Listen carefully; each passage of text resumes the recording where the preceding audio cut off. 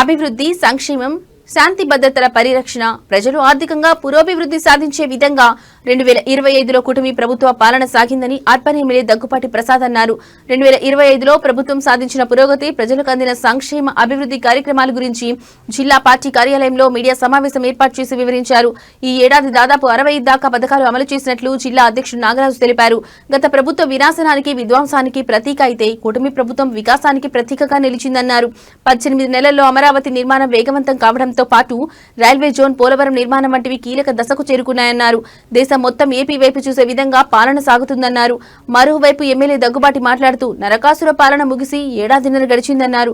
జగన్ రెడ్డి 11 లక్షల కోట్లు అప్పు పెట్టిపోతే ముఖ్యమంత్రి చంద్రబాబు రాష్ట్రాన్ని మళ్లీ గాడిలో పెట్టారన్నారు. సూపర్ 6 పథకాలు సూపర్ హిట్ కావడంతో ప్రజలంతా సంతోషంగా ఉన్నారన్నారు.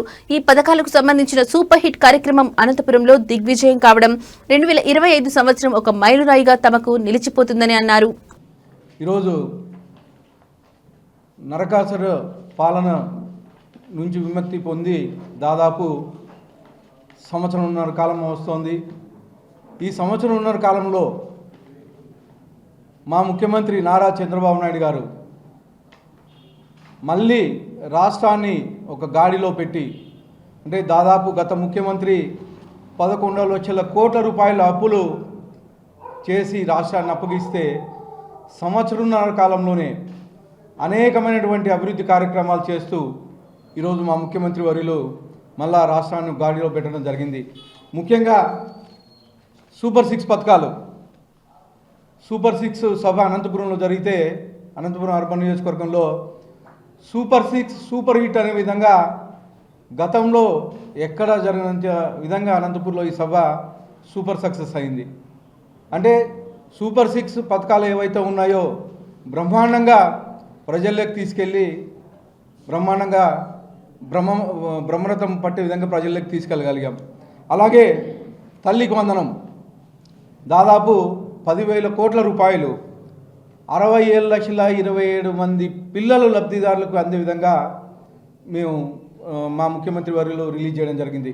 దీనికి మా విద్యాశాఖ మంత్రి అనేక విధాలుగా అనేక మందితో మాట్లాడి దీన్ని ఈ అమౌంట్ 10,000 కోట్ల రూపాయలు రిలీజ్ చేయడం జరిగింది. గత ముఖ్యమంత్రి కేవలం ఇంట్లో ఒక పిల్లలు ఉంటే మాత్రం ఒక పిల్లోడికి మాత్రమే వచ్చేది, ఇంటికి ఒక పిల్లోడికి మాత్రమే ఇచ్చేది.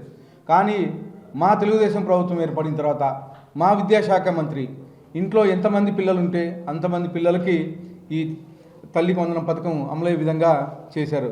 అలాగే స్త్రీ శక్తి పథకంలో ఉచిత బస్సు ప్రయాణం ఈరోజు అంటే డైరెక్ట్గా ఆధార్ కార్డు చూపిస్తే రాష్ట్రంలో ఎక్కడికైనా మీరు పోయే విధంగా ఈరోజు స్త్రీ శక్తి పథకం రిలీజ్ చేయడం జరిగింది. ఈ పథకానికి దాదాపు 1,144 కోట్ల రూపాయలు ఖర్చు పెట్టడం జరిగింది. ఈ సంవత్సరంన్నర కాలంలోనే 3,25,00,000 మంది ప్రయాణం చేశారు. అంటే ఈ ప్రయాణంలో ఇండైరెక్ట్గా వీళ్ళు చేసే ఖర్చులు జిఎస్టీ కానీ పెరగడం జరిగిందని చెప్పేసి తెలియజేస్తా ఉన్నాను. అలాగే దివ్యాంగులకు కానీ ఉచిత ప్రయాణ సౌకర్యం కల్పించడం జరిగింది. తర్వాత అన్నదాత సుఖీభవ 46 లక్షల మంది రైతులకి 6,310 కోట్ల రూపాయలు ఇప్పటి వరకు ఇవ్వడం జరిగింది. 2 విడతలుగా అన్నదాత సుఖీభవ పథకం కింద సంవత్సరానికి 20,000 ఇస్తామని చెప్పేసి మాట ఇవ్వడం జరిగింది. దీనిలో భాగంగా 2 విడతలుగా 14,000 రూపాయలు ఇప్పటికే ఇవ్వడం జరిగింది. 3వ విడత కానీ వీలైనంత తొందరగా రిలీజ్ చేస్తామని చెప్పేసి తెలియజేయడం జరుగుతోంది. దీపం పథకం కింద ప్రతి ఇంటికి 3 సిలిండర్లు చేరే విధంగా మేము ఈ సంవత్సరానికి 3 సిలిండర్లు ఫ్రీగా ఇచ్చే విధంగా మా ముఖ్యమంత్రి వర్యులు సూపర్ 6లో భాగంగా చేయడం జరిగింది. అలాగే ఎన్టీఆర్ భరోసా గతంలో కేవలం 2,000 రూపాయల నుంచి 3,000 రూపాయలు చేయడానికి గత ముఖ్యమంత్రి జగన్మోహన్ రెడ్డి 5 ఏళ్ళ కాలం తీసుకున్నాడు. కానీ మా ముఖ్యమంత్రి నారా చంద్రబాబు నాయుడు గారు ముఖ్యమంత్రి అయిన తర్వాత తొలి 5 సంతకాల్లోనే మొట్టమొదటి సంతకం పెన్షన్ 3,000 రూపాయల నుంచి 4,000 రూపాయలు పెంచడం జరిగింది. వికలాంగులకి 6,000 రూపాయలు పెంచడం జరిగింది. మెడికల్ ఏదైనా ఇష్యూ ఉండే వాళ్ళకి 10,000 రూపాయలు ఇవ్వడం జరుగుతూ ఉంది. అలాగే పూర్తి పెట్టేటోళ్ళకి 15,000 రూపాయలు జరుగుతూ ఉంది. భారతదేశ చరిత్రలోనే ఎక్కడ ఏ రాష్ట్రంలో ఇవ్వని విధంగా ఓన్లీ ఆంధ్రప్రదేశ్ మన ముఖ్యమంత్రి నారా చంద్రబాబు నాయుడు గారు ఈ పెన్షన్ పథకాన్ని ఇస్తున్నారని చెప్పేసి తెలియజేస్తా ఉన్నాను. అలాగే గతంలో కుక్కలు కుక్కల ఆపరేషన్లు జరిగాయి. దాదాపు 65 లక్షల కోట్ల రూపాయలు ఖర్చు పెట్టి చేశారు. కానీ ఎక్కడ కానీ ఇప్పుడు కొత్తగా కుక్కల ఆపరేషన్ జరుగుతూ ఉన్నాయి. కానీ గత ప్రభుత్వం చేసిందని చెప్తున్నారు. కానీ ఎక్కడే కానీ దాని ఐడెంటిటీ మార్క్స్ కానీ కనిపించట్లా. ఇప్పటి వరకు ఒక్క కుక్కను కానీ ఐడెంటిఫై చేయలేదు మేము. కుక్క ఆపరేషన్ అయిపోతేనే ఐడెంటిటీ మార్క్ పెడతారు చెవును కట్ చేసేసి. కానీ ఇప్పటి వరకు ఎక్కడే కానీ కుక్క కానీ కనిపించట్లేదు. కుక్కల ఆపరేషన్ కానీ సుప్రీంకోర్టు గైడ్లైన్స్ ప్రకారం కానీ చేపట్టాం. అవి కానీ త్వరలోనే కంప్లీట్ చేస్తామని చెప్పేసి తెలియజేస్తాను.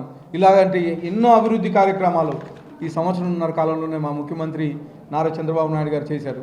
దీనికి మా యువ నాయకుడు నారా లోకేష్ గారు విదేశాలు పర్యటించి అక్కడ ఉండే ఇండస్ట్రియల్ కానీ అక్కడ ఉండే సాఫ్ట్వేర్ కంపెనీలను కానీ కన్విన్స్ చేసి అనేకమైనటువంటి కంపెనీలు ఈరోజు ఏపీకి తీసుకొని రాబోతున్నారు. ముఖ్యంగా సిబిఐ అంటేనే ఒక బ్రాండ్, ఒక